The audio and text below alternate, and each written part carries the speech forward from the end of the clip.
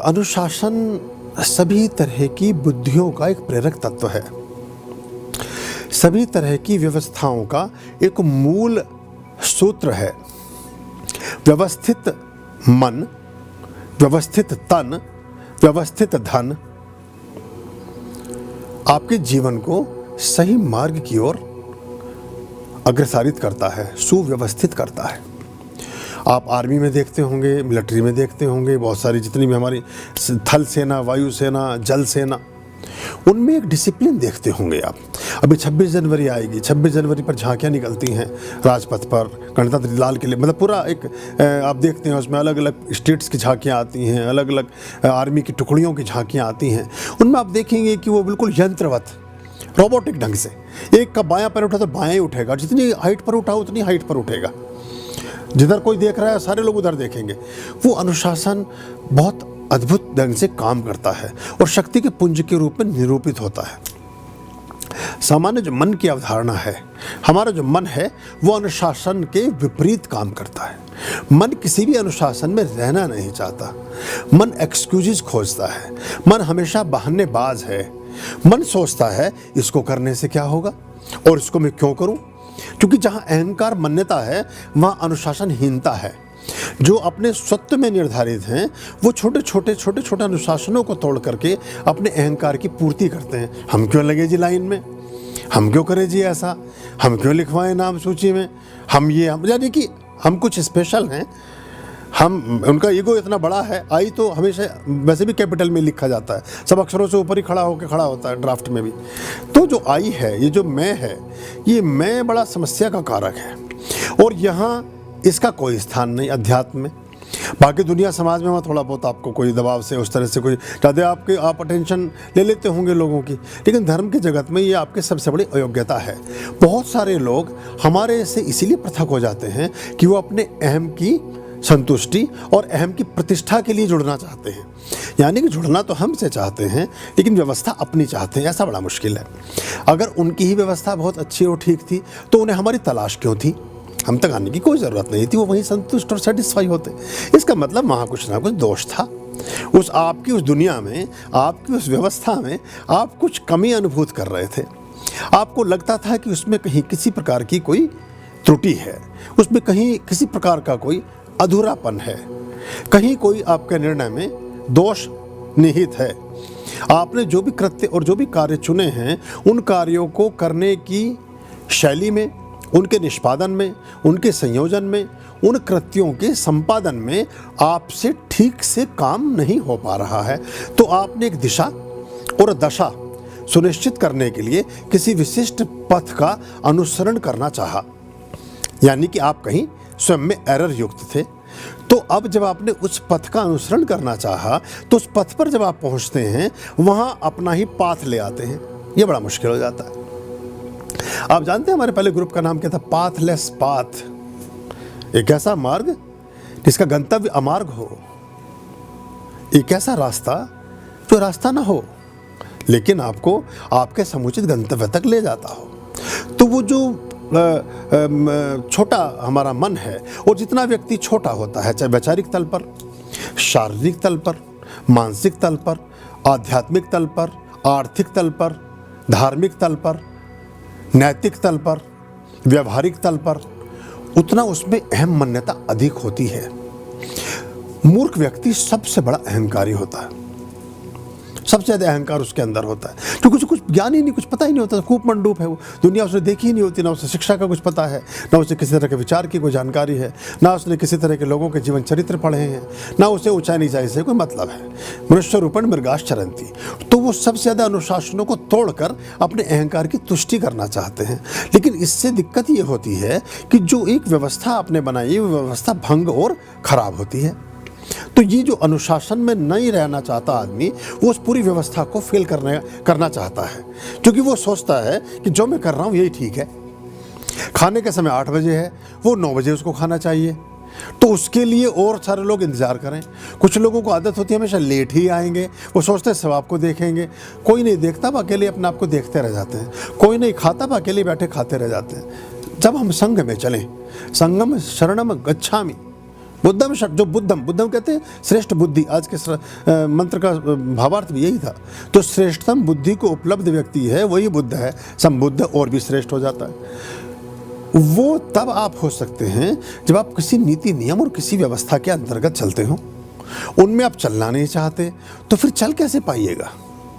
मतलब आप बस में तो सफ़र करना चाहते हैं लेकिन बैठना उसकी छत पर चाहते हैं, तो कैसे? फिर आप दिक्कत भी आपको हो रही है और शिकायत भी फिर सबसे ज़्यादा आप करते हैं।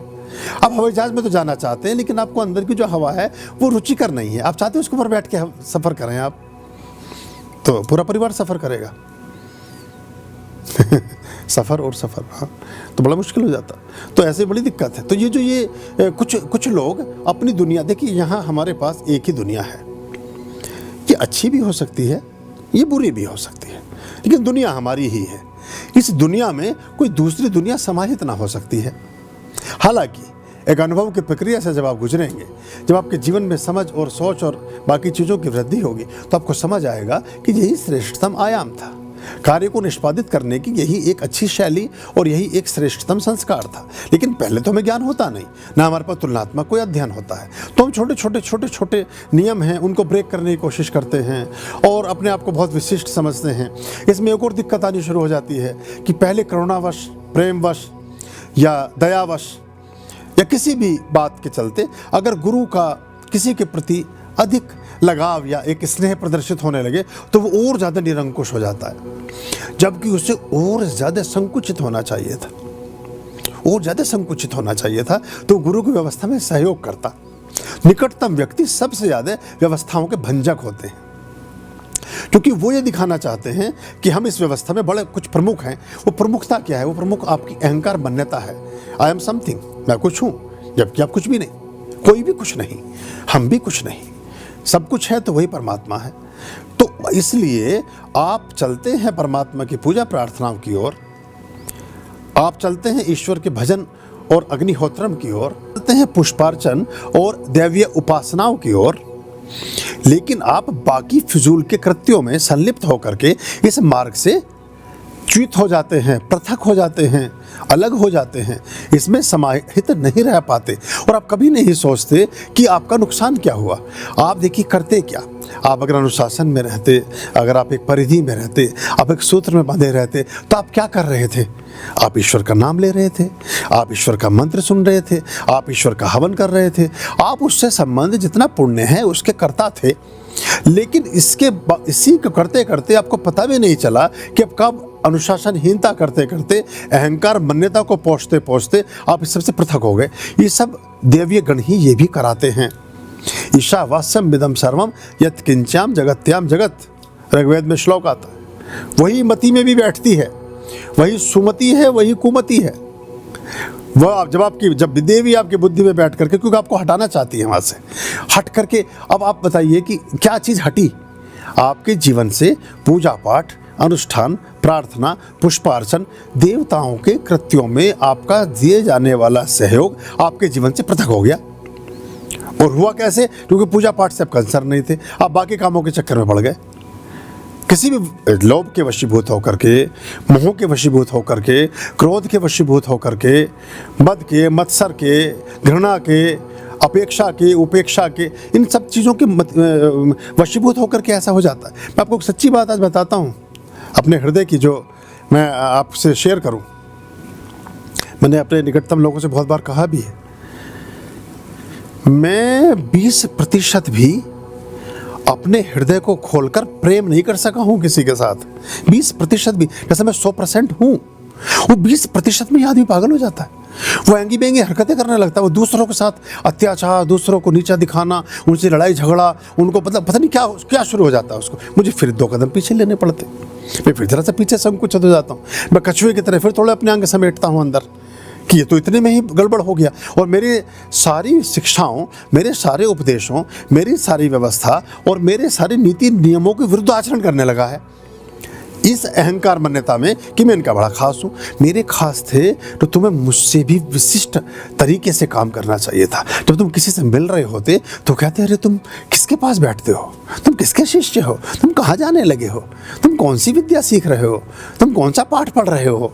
तुम्हारे गुरु कौन है या तुम्हारा संगत क्या है, तुम किसके संपर्क में हो, तुम किसके संसर्ग में हो, ये मेरे लिए आत्मतोष की एक खबर होती। लेकिन खबर ये मिलती है कि वो तुम्हारा झगड़ रहा है और कह ये रहा है कि मुझे गुरुजी ने ये बोला है। एक बात और बता देता हूँ आपको, गुरुजी कभी किसी को कहने के लिए कुछ भी नहीं कहते हैं। गुरुजी कभी भी किसी को कुछ भी कहने के लिए कभी भी नहीं कहते हैं।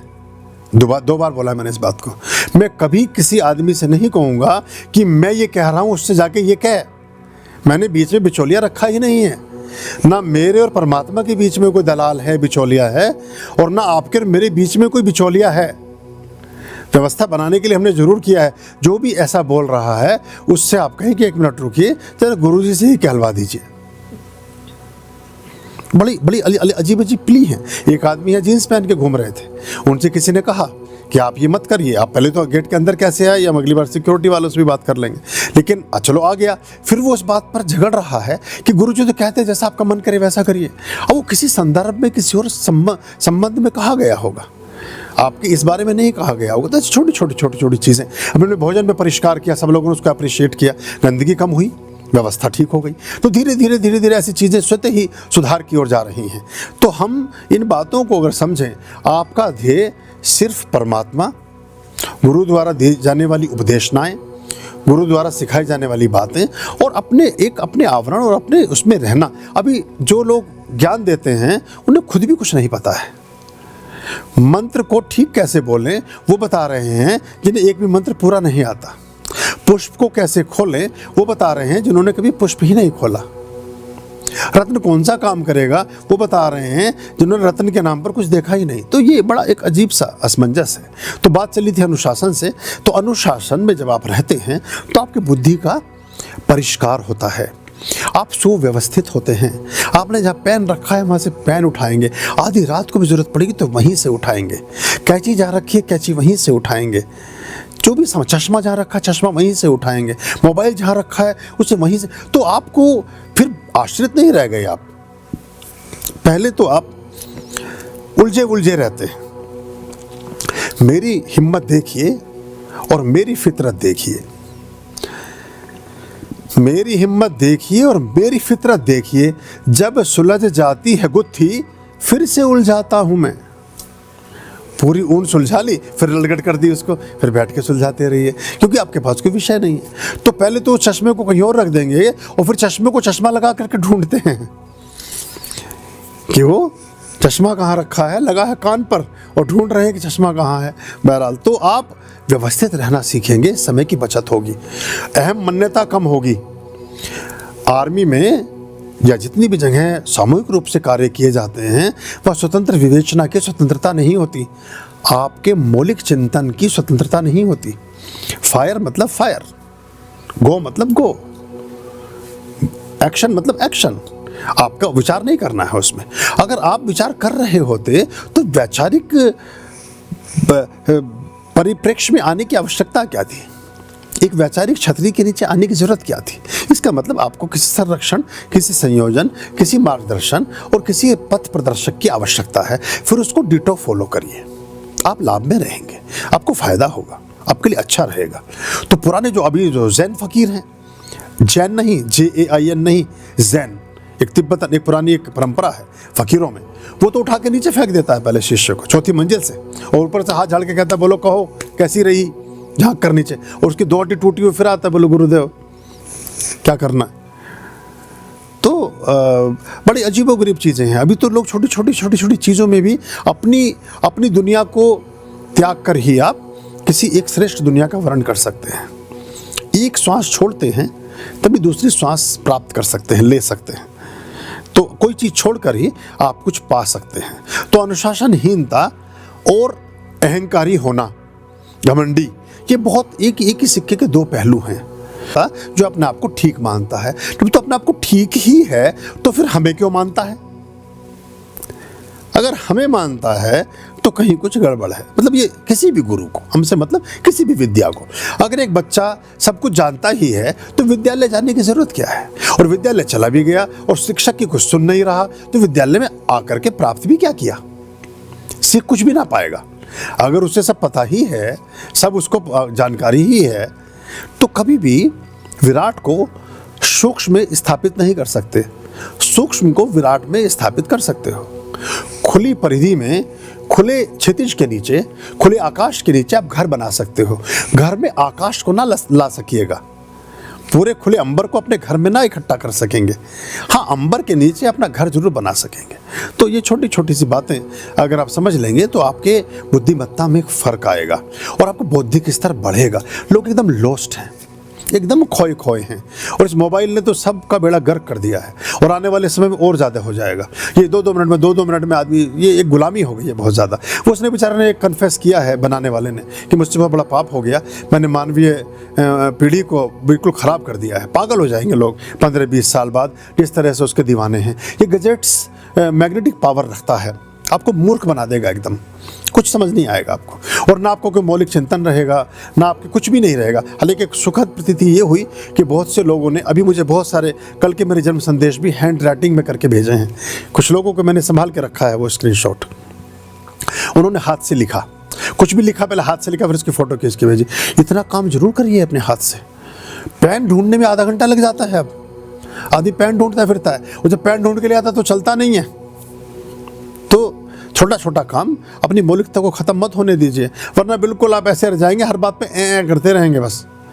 और इतनी देर में घंटी बजा देता है बुद्धिमान आदमी, इतनी देर में समझदार आदमी। मैंने बताया था ना आपको कि रिलायंस की एक मीटिंग में एक व्यक्ति को इनवाइट किया, उसको वाइस प्रेसिडेंट चुनना था, तो कॉफ़ी पेश की गई, उसने तुरंत उसमें 2 चम्मच चीनी डाल ली, तो उन्होंने कहा उसको बाहर भेज दीजिए, ज़रूरत नहीं। ये तो कम, पहले चख तो लो, फीकी है, मीठी है, कड़वी है क्या?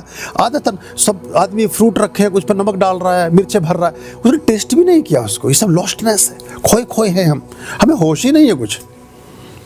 बर्फ़ी के साथ चाय और नमकीन के साथ अचार, सब कुछ चल रहा है। बहरहाल कहीं की कहीं हमारी ये रेडियो पहुंच जाती है, पर ये भी बातें भी शायद आपके काम आएंगी। अभी तो कभी कभी आप सोचोगे कि ये बड़ा गुरु हमारा बड़ा खूसट है, पता नहीं हमें हर समय कुछ ना कुछ करता ही रहता है।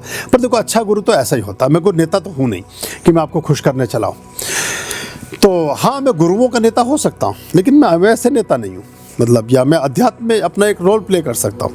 अभी बहुत सारे लोग आ भी रहे हैं और उनकी बड़ी सदाशयता है, बहुत बड़े बड़े नाम हैं, वो जुड़ रहे हैं और कहते हैं कि हम कैसे कहें, बस हम नाम तो हमारे इतने बड़े हो गए, लेकिन अध्यात्म में हम ठीक से कुछ कर नहीं पाए। तो ये समझ लें आप, और कुछ बड़ी बात नहीं है इसमें। हम आपकी अपनी दुनिया के साथ भी अपनी सहमति रखते हैं। आप जहाँ जैसे हैं वैसे ही हमारे शुभाशीष आपके साथ हैं, लेकिन आपके हमारी दुनिया को मिंगल ना करो। हमारा ये आपका पालक पनीर है, इसमें कढ़ी चावल ना मिलाओ। पालक पनीर को अलग खाओ बटर नान के साथ, और अपने कढ़ी चावल को अलग खाओ कढ़ी चावल मिला करके। इसे मिक्स ना करो। दूध में पकौड़ी ना तिराओ दही की, मतलब ये नहीं चलेगा। दही बड़ा खा लो बैठकर, दूध 2 घंटे बाद पी लेना। आर्याम अभयाम भज रे चित संततम आर्याम अभयाम भज रे